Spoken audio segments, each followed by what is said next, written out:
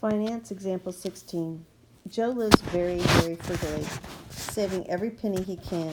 Joe has a master plan to retire when he's 42. He wants to be able to now he's taking $4,000 every month. So it looks like we have the withdrawal, right? It's taking that much out every single month. Looks like the N is 12 for 45 years. So our time is 45 from his retirement account. So this definitely looks like the payout annuity. The account earns 7.5% interest.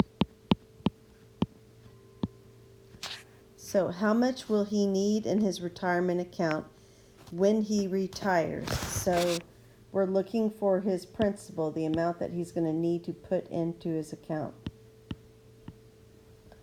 All right, so using our formula, I've got 4,000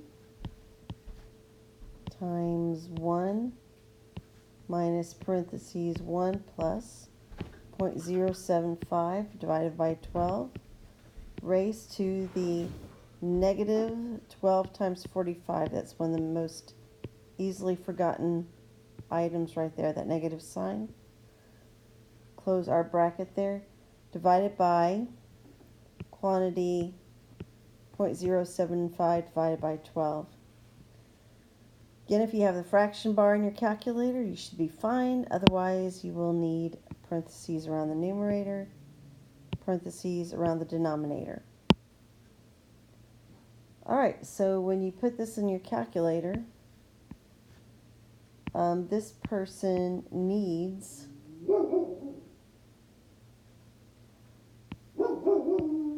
$617,869.18. Okay, so we are asked how much interest he earned. Well, let's see. He withdrew $4,000 every month for 45 years. That means this person had access to $2,160,000. That's quite substantial.